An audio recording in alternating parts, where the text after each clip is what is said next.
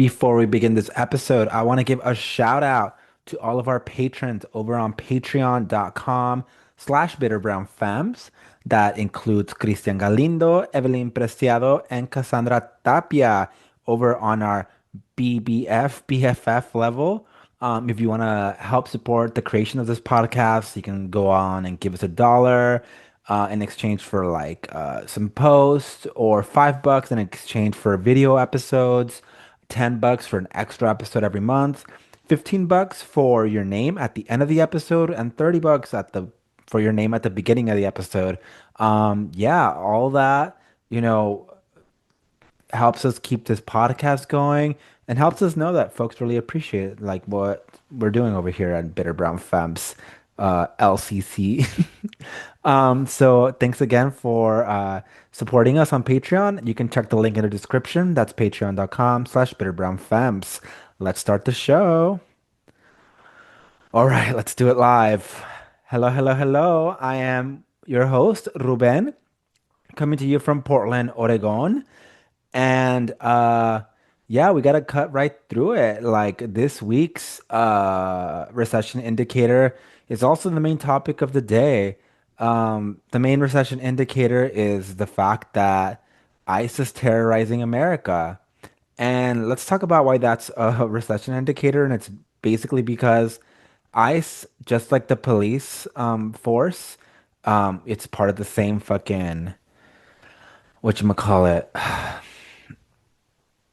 monster machine, meant to imprison people and ultimately meant to extract free labor, right? So when we we all know that the prison system is meant as a continuation of the slavery system, right?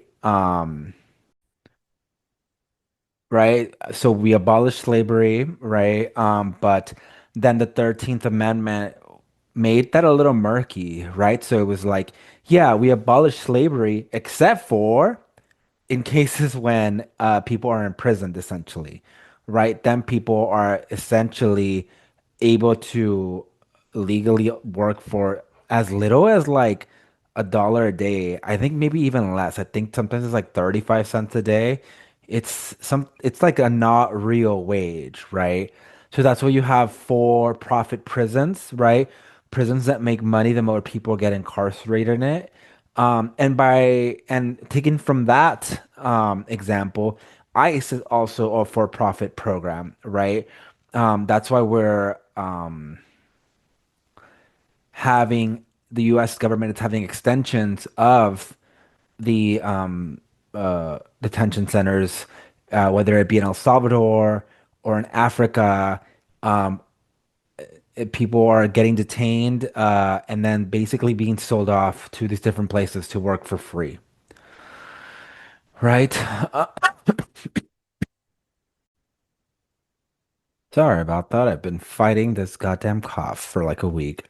Um, But yeah, in ICE detention centers, essentially, some folks are also made to work for like pittances, right? Sometimes as little as like a dollar a day again. Um, and all this essentially like one of the other than like commissary, which I'm not even sure it's available in ICE detention centers, but what is available in ICE detention centers that people do pay for is like phone calls, right? And those can cost, something like $5 for a phone call, that lasts just a couple minutes. And so people basically work all week to afford those $5 in these ICE detention centers. Um, and there's private ICE detention centers, essentially, places where it benefits them to illegally detain as many people as possible to work for free, right? Um, and it's um, more nefarious than you think.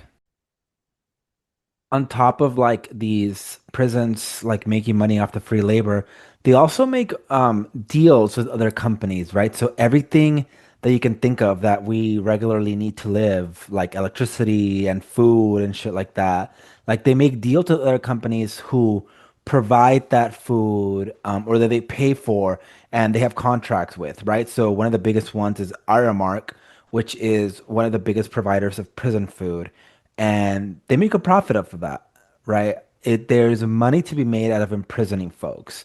And so when the government is trying to enslave all these people, they who are already providing cheap labor, mind you, a lot of immigrant folks are already like in the lower part of a caste system, right? We have a caste system in America, and if you don't know what a caste system is, it's essentially like a oftentimes unspoken um, social hierarchy system where depending on where you are, and it's divided mostly it's like racial or economic, right? And you're treated differently by what where you are in the caste system, right?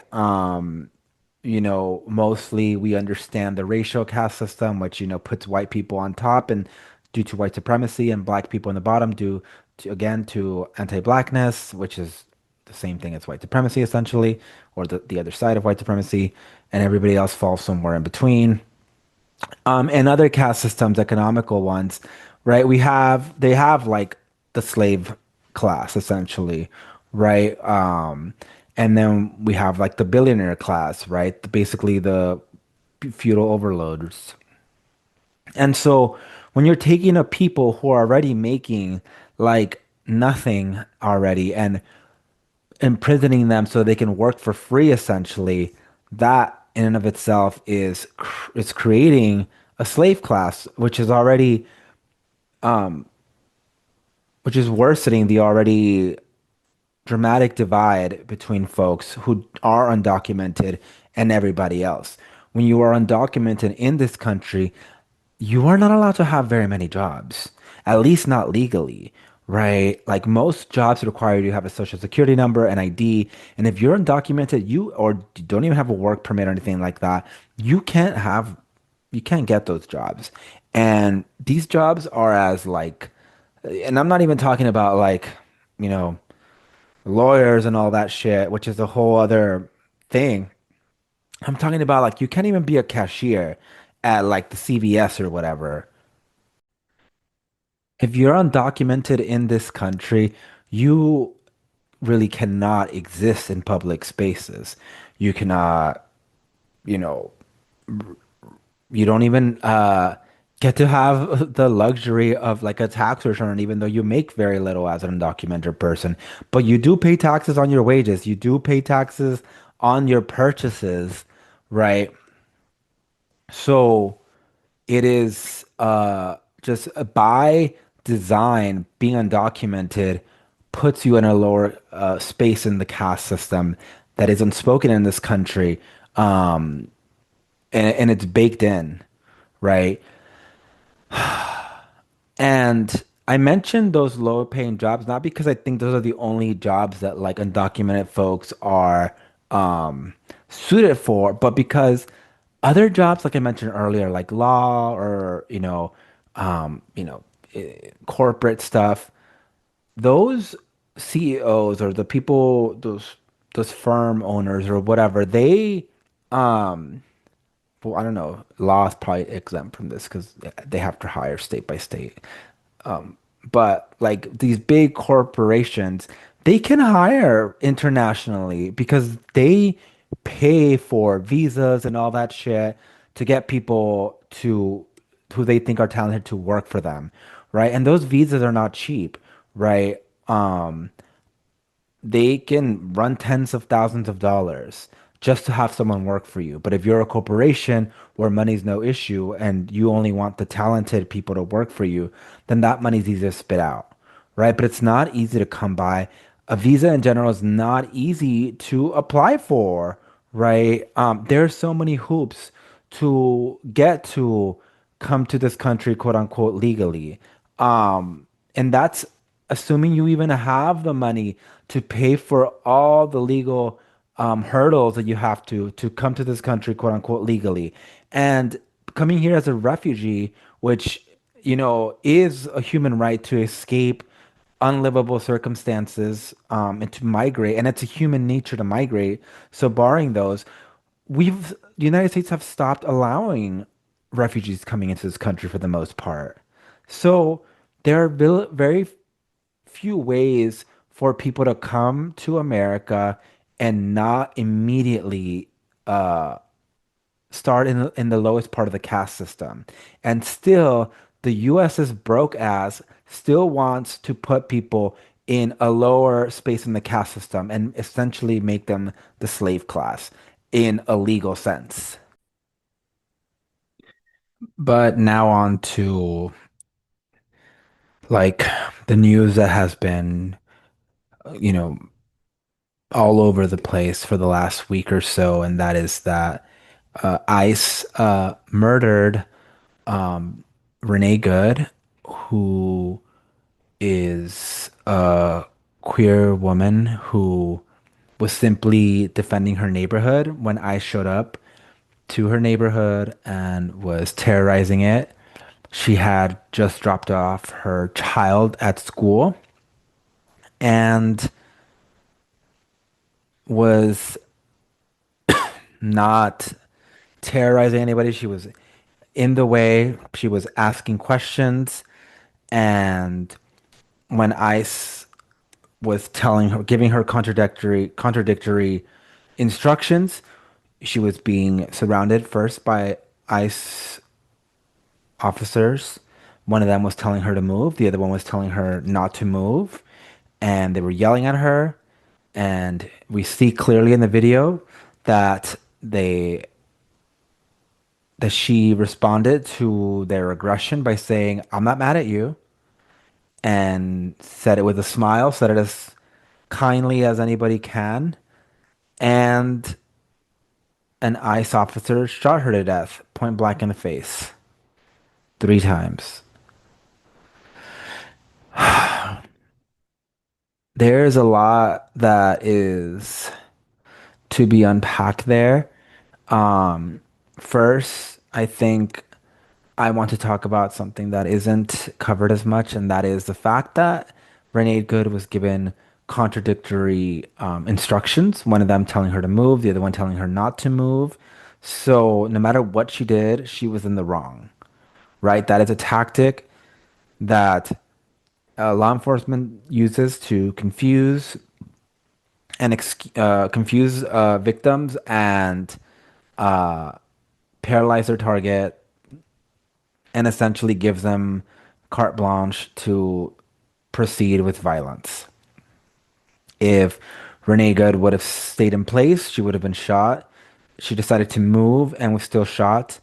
There are right-wing media pundits that are saying she was trying to run people over. There was nobody who was clearly directly in front of her. Her wheels were always turned away from people. Um, and she was still shot. Not that even if she was trying to run somebody over, that's not fully illegal. Like, even if she, like, that doesn't give cops the right to shoot somebody. That's still illegal. Um, and as Trump said that Renee Good and her friend were being disrespectful to ICE, being disrespectful is part of your First Amendment rights. You can be disrespectful to people. That is literally First Amendment rights. So where are the First Amendment rights people when you fucking need them? I thought y'all bitches like freedom of speech. Renee Good was exercising her freedom of speech by maybe being condescending, but none of her words were condescending or inflammatory. She was asking questions. She was getting in, maybe putting herself in the way of ICE kidnapping people. Uh, and she was murdered. It is important to not erase her queer identity. Renee Good was in the car with her partner, who also um, was noted by ICE as being condescending.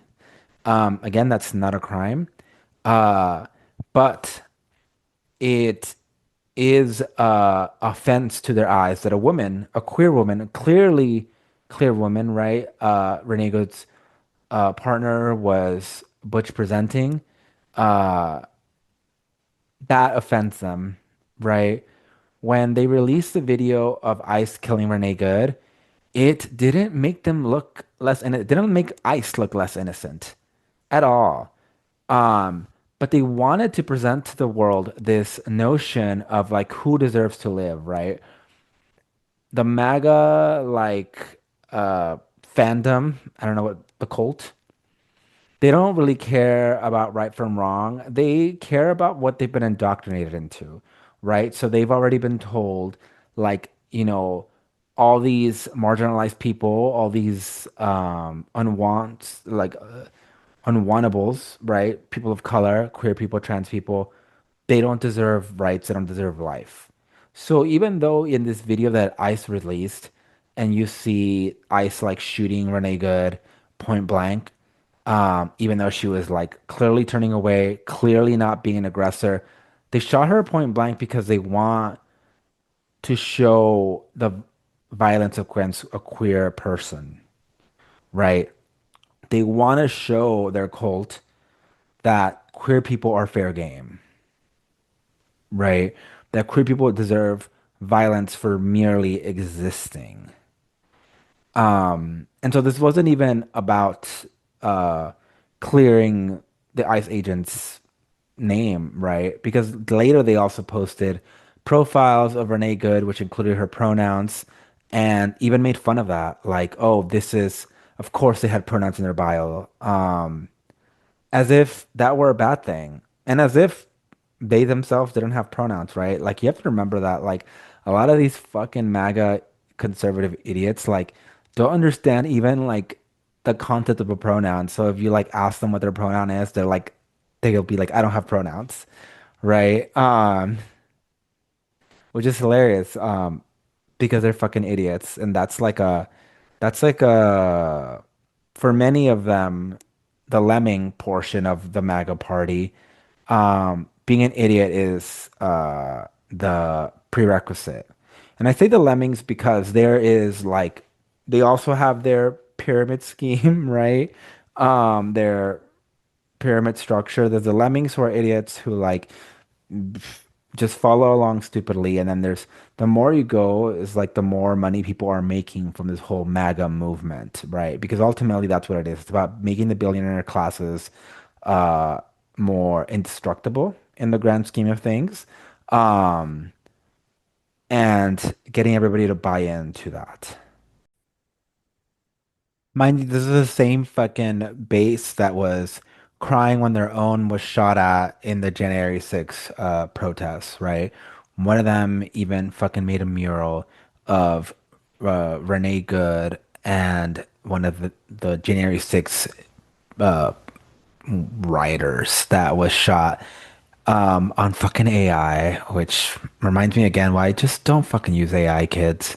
But yeah, and Renee Good is not even the first citizen that is died by ICE. There has been other folks who have died in detention, but there's also recently been someone who died not in detention.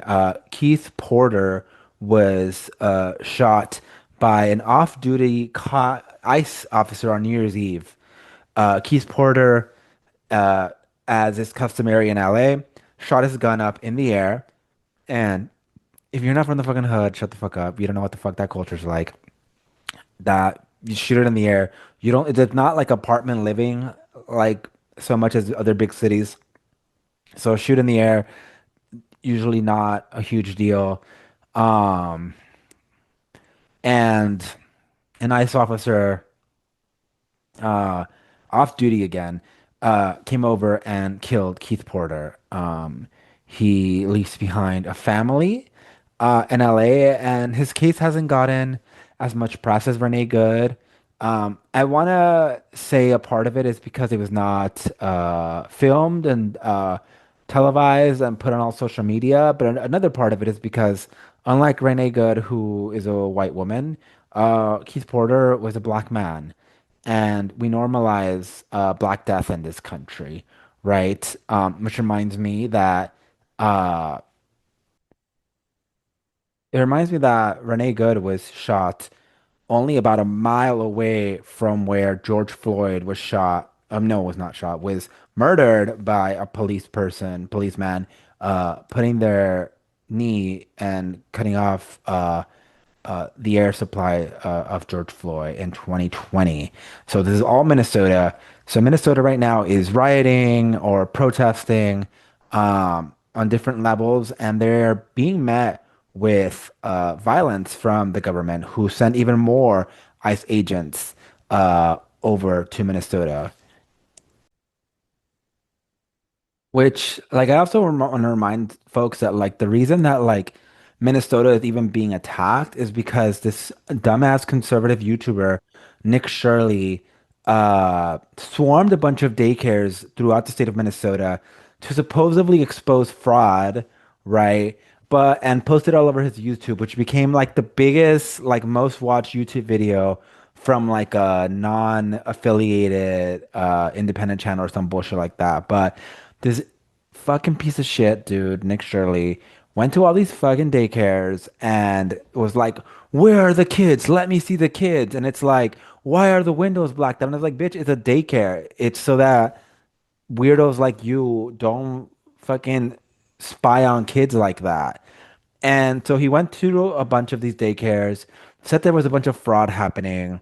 And the government not only cut funding for daycares, but started investigations on shit, which found fraud in some of them, but it was all linked to white people.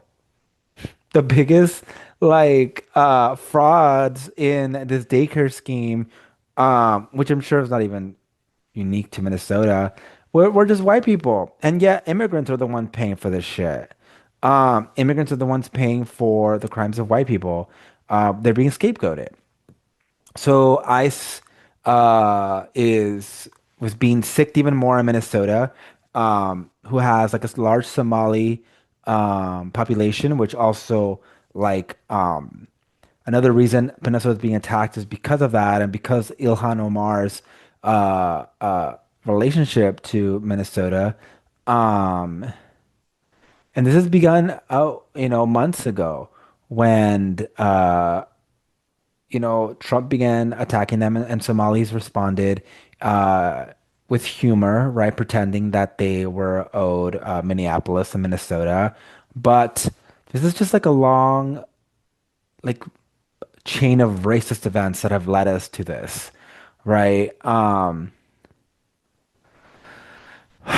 God, I don't even know where to go because like there's so many so many things to cover with this because even the way Ilhan Omar has been treated for her entire fucking political career, even under Joe Biden, right? I want like a lot of you fucking liberals are like out here saying like this wouldn't happen under Kamala or whatever, and it's like no, Ilhan Omar was like and Rashida Tlaib were censured during the fucking Biden years for speaking in support of Palestine, right? They were called anti-Semitic, and their lives have been consistently threatened since day one, right? With like real fucking like murder threats, right? Not only that, but Kamala Harris ran a fucking campaign saying she would be tougher on the border, and never once was she like abolish ICE. Which, by the way, like abolishing ICE is like the bare minimum. So like, if any of these fucking politicians are saying like defund or like, or some people are saying like lower their funding, like AOC, who by the way sells abolish ICE merch as recently as January like 12, she was still selling ice merch, like abolish ice merch on her online store, but is now taking a more like moderate approach and saying like, oh, we have to lower their funding. Like, bitch, no, we need to get rid of them. Like, we already have a police force, which is bad enough. We do not need like what people are calling like a contemporary Gestapo. Like, which is a whole other conversation. Like the ice, people comparing ice to contemporary Gestapo, but it's like there's so much more historical context that goes into that like makes ice even worse, right? Um, and there's the other side of like the defund, abolish ICE conversation, and there's some fucking liberals that are saying that like we need to fund ICE more so that they can have proper training. And it's like The motherfucker who killed Renee Good had like a decade it was the Department of Homeland Security. It's not that they need more training, is that their current training and ISIS current function is to terrorize America and to racially profile people in order to kill them, deport them, or enslave them. That is ISIS function. Kill people, deport people, or enslave them. Oftentimes, deportation leads to enslavement. Like, that is their function. They do not need to be trained more to help them accomplish their mission better. And there's a lot of fucking liberals trying to like profit off this moment. Maybe not like financially, but yes, kind of in that like now people they're gonna be like, help us fight this fascism, donate to the fucking Democratic Party. But reputationally wise, right? So we have Mayor Jacob Frey of Minneapolis, who is, cussing out ICE on national TV. Meanwhile, like he has the power to kick them out. Meanwhile, back in 2020, when George Floyd protests were happening and people were telling him to defund the police, he like refused, but still made like a show of like kneeling with protesters and shit and showing that he was also grieving, and only to then sick the police on Minneapolis, right? Um,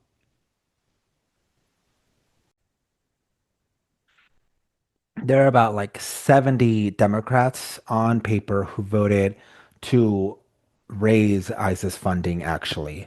So whenever folks are talking about like, oh, vote blue to make this better, like, especially as the midterms are coming along, like, fucking, like, check them on the record of people who they're asking you to vote and shit like that. Like recently, um, Bowen Yang and Matt Bowen of Las Culturistas are under fire for saying like, don't give money to Jasmine Crockett, who's like running for Senate in Texas, and because she's like a self-serving politician, and it's like it's funny because they like everybody's calling them racist and shit, and they're apologizing for that shit.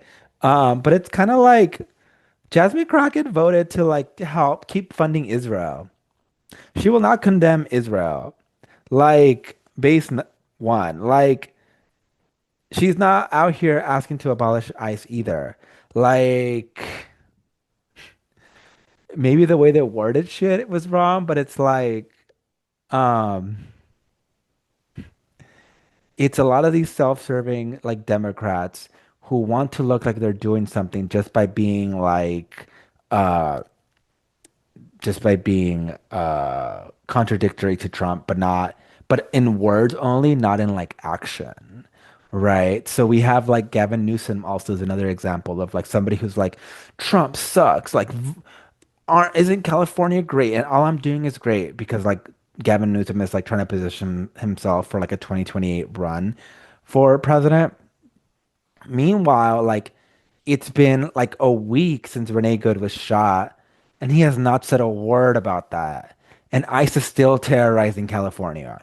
Right? He's saying like legal immigration is good, and we're so like ahead of things because we are like all of our industries are great, but like ICE is still terrorizing our people, right? Like, um, meanwhile, Gavin Newsom is also like a proponent of a bill that's supposed to like remove estate taxes. And he's making it sound like it's gonna help everybody, but like in California at least, like you don't get charged on estate taxes if your estate is less than 13 million. Like, I want to say that most everybody in America, in the world even, I want to be that bold. Most everybody in this goddamn world is not leaving an estate behind of 13 million to anybody. So like this tax affects the 1% that should be paying taxes, right? So him getting rid of this estate tax is not going to help anybody but the billionaire class, right? We have him consistently making homelessness uh, a crime and not doing anything to actually protect undocumented people. And yet he's trying to position himself as this like moral opposite of Donald Trump, right? While what he's really offering is the civility that liberals like salivate over. Meanwhile, ICE is still like out here kidnapping people, like Juan Carlos, who was a 17-year-old dude who was just working his shift at Target and got kidnapped by ICE at his job, beaten up, and then when they found out he wasn't actually a citizen, they dumped him like a 8-minute walk away from his job, right? There's video of this poor fucking kid crying when he's dumped out of this car with folks trying to help him out. Um, and ICE is also detaining Native American folks to the point where a lot of them are carrying uh their identifications and that prove they're citizens and shit like that. And ultimately, this is just about racially profiling.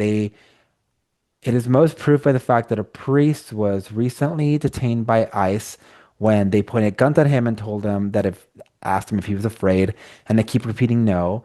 And then when they put him in the car and he was still not afraid, they let him go after telling him that like you're white, so you wouldn't be any fun anyway. Like that's insane shit. Like this is happening in our country. Like we are no longer in like, is this fascism? Like, no, this is very clearly fascism. Our media outlets are being fucking censored.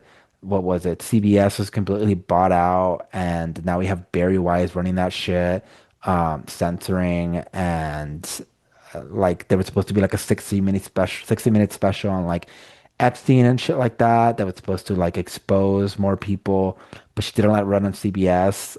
It's still available. It ran in Canada, I believe, so it's still watchable. So we still found out all the journalism that people did, but it was not as widely spread as it should have been for something that was of that magnitude. Under this fascist state, we're also losing, pretty much completely lost our freedom of speech. People have lost jobs for just quoting Charlie Kirk, as opposed to mourning him, which reminds me that as this whole thing, with the news of Renee Good has come out and people are acting, Democrats are acting like they're concerned. There's also like a wave of them that are like don't give a fuck. Like Democratic Representative Glucem Perez, who spoke out about Charlie Kirk's death only about 14 minutes after he was shot, but she hasn't said shit about Renee Good at all. Um, and so we're constantly seeing where these people are, right? So people get mad that like leftists are holding liberals' feet to the fire. But it's like, if we don't do that, we're gonna end up back here and worse. Because that's how we got here. We try to hold liberals' feet to the fire before 2016, and then again before 2020, and all through the Biden presidency, all through the Trump presidency. And liberals kept saying to shut up and, Trump is worse, blah, blah. Trump is worse, but how we get there is because liberals paved the way, right? Bush created like ICE and the Department of Homeland Security, blah, blah. Guess who made it worse, bitch? Obama, deporter in chief. Then, by Obama making it worse, Trump came in and it's like, saw this fucking horrible institution, ramped it up to 100, made it worse. Biden sustained it to the point that Trump is now back in office and ramping it again to 200. Like, you cannot you have to push back against liberals. If not, we just end up back in this place, but worse, right? It's just biding us time until things get worse. And like, y'all need to wake up. Y'all need to wake your fucking families up on this shit because we can't, like, we're lucky if we make it to 2028. We're lucky if we make it to the fucking midterms. Because one of the big reasons that like Trump is like activating ICE and terrorizing people too is that he's waiting for like, most leftists believe that he's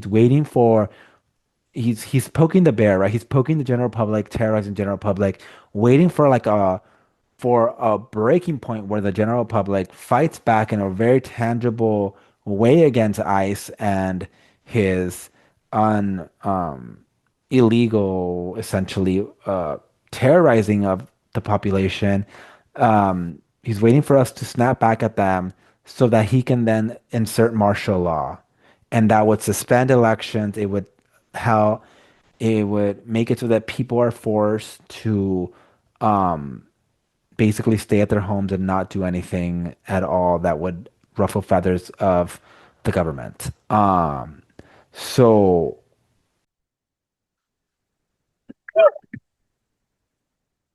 so this is all part of his fucking plan to make America snap, make America snap again, essentially. Um, because ICE continues to terrorize people in Minneapolis. Just recently, that kid I mentioned earlier who was detained at Target was Minneapolis or was Minnesota. And then they also recently, as of Wednesday, I mean Tuesday, um, they pulled a disabled woman out of her car who was blocking the path or like speed, like trying to make her way through the path that ICE was blocking because she needed to get to a fucking doctor's appointment. Again, this was a disabled woman. They broke through her glass, yelling at her, threatening her, and eventually dragged her out of her car, cut her out of her seatbelt. The woman has not yet been identified as of Tuesday, January 13th. Um, but this happened in public, and then drove off with her car. She did not make it to the doctors.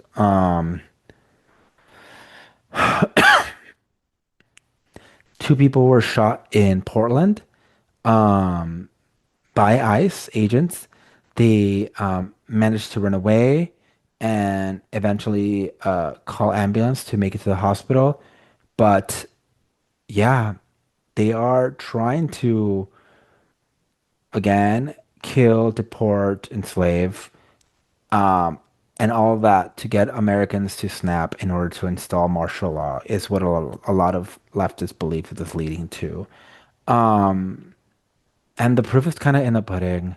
Like with midterm elections coming up, uh, Republicans have been caught saying like, if we go to midterms, essentially a lot of these Republicans will be jailed because they'll lose majority.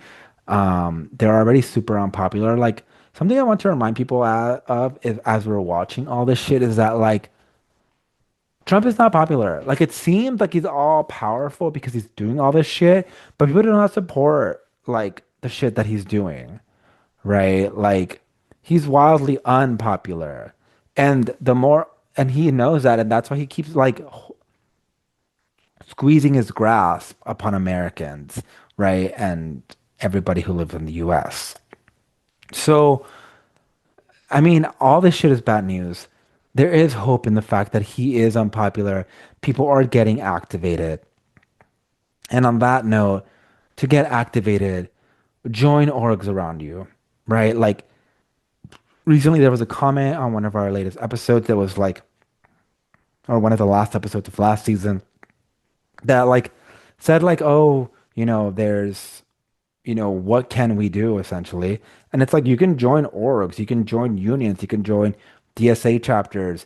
There, if there's a small issue you care about, I guarantee that there's an org in your community about it that addresses it. And if not, you can be the one to start it and rally people. Like you can be one of those people with the clipboards out there, be like, hey, you wanna, join the fight against fascism. It can be something smaller, right? There are always uh, prison pen pal groups to join that are virtual that still do the work, right? There are so many different ways that you can help. Um, but you just gotta join other people. Like you can't be fighting this shit alone. Uh, your efforts are not good on your own. Like just straight up. Like there is power in being with other folks, even if it's just a couple of you, right? And in the most basic sense of things, like you have people who will look out for you, right? Um, so. pair that with the fact that like this isn't forever. Trump is unpopular, people are fighting back, and you too can always fight back. Right. Um, with that said, I want to talk about what made me less bitter this week, and that is the sense that there's 2016 optimism in the air. Like the children are like 2016 is back, baby. Um, and that's and I have been feeling that 2016 optimism where like our biggest enemy was Hillary Clinton and Pokemon Go was all the rage. Um, but yeah, there's Mandani, just won a few months ago. He's officially mayor and already getting to business. Like he's already providing free childcare in New York. He's really active. And then yeah, there's just so much optimism in the air because we're seeing it through the facade, I think, as a population. So yes, everything I just spoke about for the last fucking hour or whatever is fucked up.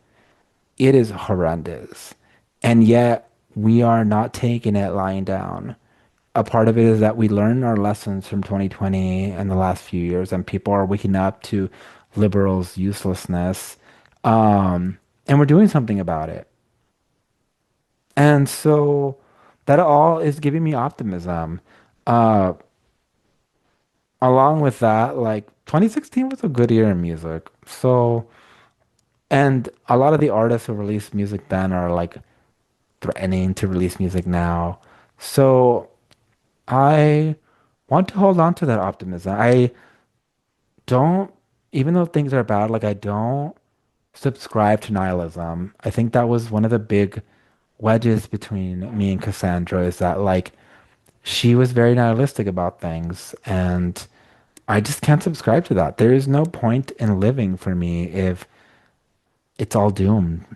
If I don't believe that there's a better future we can carve out, even if it's communal and immediate and not on a grander scale, I just can't subscribe to this idea that if we're all doomed. And so, um, yeah, 2016 optimism is what made my week brighter. A part of that is listening to a lot of Sarah Larson, who I've become more and more in love with. Like she recently posted this like series of stories that talked about like it started with something to the effect of like I love slutty women, trans people, queer people, immigrants, and fuck ice. And she went on a rant about how like, her boyfriend of 6 years can't visit her while she's in the States because he smoked a joint once and that was illegal at the time. And uh, how Ronald Reagan started this like wave of cruelty essentially and just went on like a woke fucking rant and like it also makes me fucking happy that like woke is back, baby. Like put the pronouns back in your fucking bio and in the email. Like I feel like because Republicans have proven to be so fucking uncool even though they have cultural dominance, like wokeism is back. People like Vince Staples are gaining traction with their like woke rants and shit. Um, and it's like when somebody as cool as Vince Staples is like laying down history and like also contemporary events, like you can't help but listen.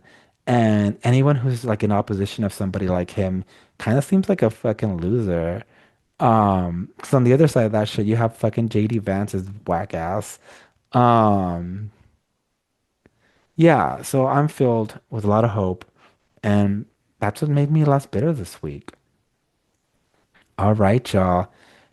Again, I am gonna give solo episodes one more week. And then after that, I will be accepting guests. So if you want to be a guest on this episode, hit me up on Patreon, patreon.com/bitterbrownfems. I will check out, or if you have any suggestions of people who should be, yeah, hit me up. I will reach out to them and try to get them booked here. Yeah, I'll try to keep it weekly and figure it out with them. I want to get more perspectives, even if they're like an entertainment figure. As long as they want to talk politics, they're welcome on this podcast. Just like even celebrities have to talk politics when they go on Hassan's podcast. Same shit here. Like, yeah, you can come promo shit, but it'll ultimately be about politics. And there will be a back and forth. It won't just be like the guest spewing nonsense. So yeah, hit me up if you want to be featured. If you know somebody who you would want featured, hit me up and let's get to it. All right, y'all. Thank you for joining in. All right, take care. Bye.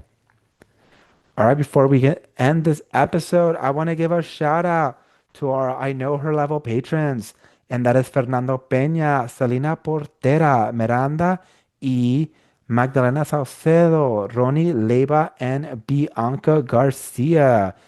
If you want to support this podcast, keep the episodes coming, keep the episodes improving, support us on Patreon. The link is in the description. That is patreon.com/bitterbrownfans. Take care. Bye.